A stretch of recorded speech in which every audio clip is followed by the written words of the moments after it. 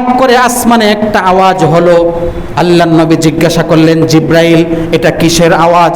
জিব্রাইল বলল, ইয়া রাসূলুল্লাহ, হাযা বাবুন ফুতিহাল ইয়াউম লাম ইফতাহ ইল্লাল ইয়াউম। আসমানের একটা দরজা খোলা হয়েছে, যেই দরজা আজকে ছাড়া এর পূর্বে আর কোনোদিন খোলা হয় নাই। এই দরজা আর কোনোদিন খোলাও হবে না। এই দরজা দিয়ে একজন বিশেষ ফেরেশতা আপনার কাছে আসবে। এই কথা বলতে বলতেই একজন ফেরেশতা দ্রুত নবীজির কাছে চলে আসলো। এই দরজা দিয়ে এসে নবীজির সামনে এসে বলতেছে, ইয়া রাসূলুল্লাহ, আল্লাহ পাক আপনাকে দুইটা নূর দিয়েছেন। সেই দুইটা নূর হলো, একটা হলো সূরা ফাতিহা আর একটা হলো সূরা বাকারার শেষ দুই আয়াত।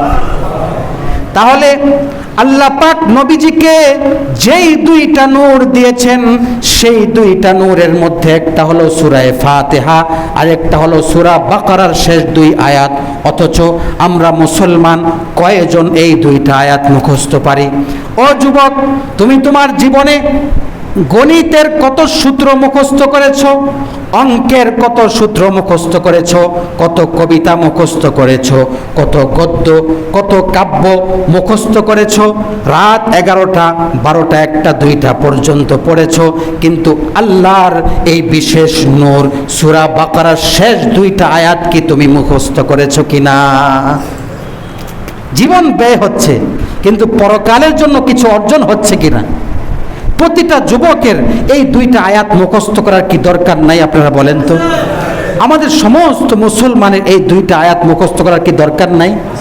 আল্লাহ পাক নিজে বলছেন, নবী আমি তোমাকে আরশের ধনভাণ্ডার থেকে বিশেষভাবে এই দুইটা আয়াত তোমাকে দিলাম।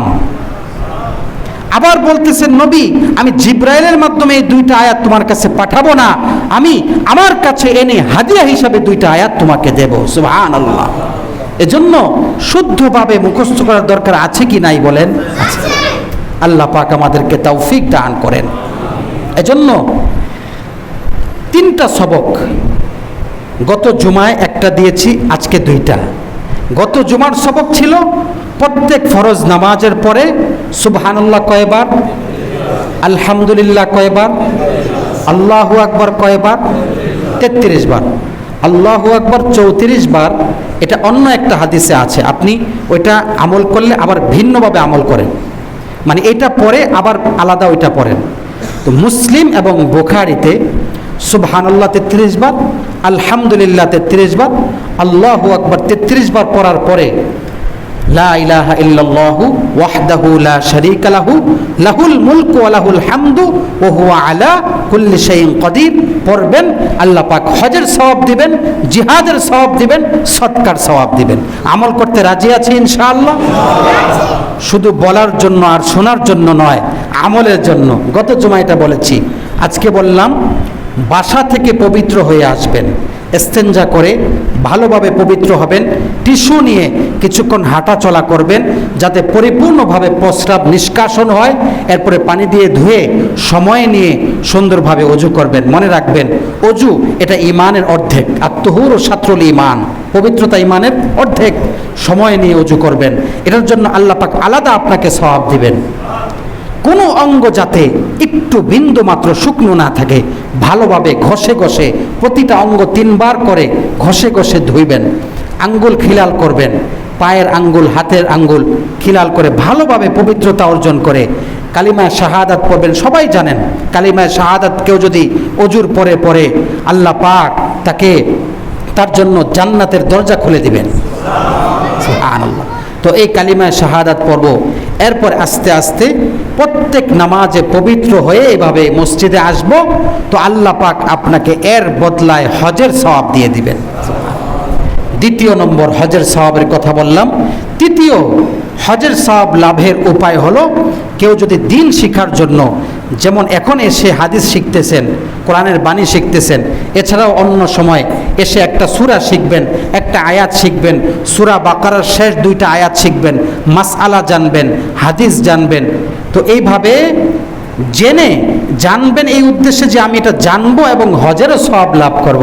এর দ্বারা আল্লাহ পাক আপনাকে শিখিয়েও দিবেন এবং হজেরও সওয়াব দান করবেন। এই তিনটা সবক আমরা আমল করতে রাজি আছি। হজের সওয়াব। চতুর্থ নম্বরে যে আমলটা দিলাম, যেটা সকলের কাছে আবেদন থাকবে আমার, সূরা বাকারার শেষ 2 আয়াত মুখস্থ করে ফেলবেন। রাজি আছেন তো ইনশাআল্লাহ? কারণ এটা আমাদের হাতিয়ার, মুমিনের হাতিয়ার।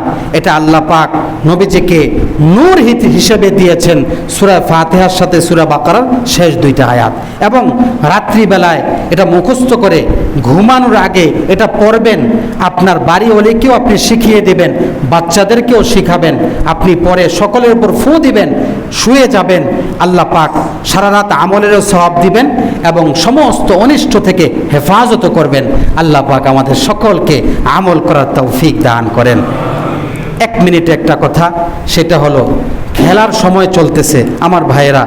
অনেকে শুরুতে ছিলেন না, আমি শুরু থেকেই বলেছি হায়াতের প্রতিটা মুহূর্ত অত্যন্ত দামি। খেলা যে দেখতেছেন, আপনি নামাজও পড়তেছেন কিন্তু খেলা দেখতেছেন, এটা কিন্তু জায়েজ নাই। এই সময়টা আল্লাহর কাছে জবাব দিতে হবে। সুতরাং খেলা দেখার পিছনে সময় নষ্ট করবেন না। বিস্তারিত সামনে আলোচনা করব। আরেকটা হলো জুয়ায় ভরে যাইতেছে সমাজ।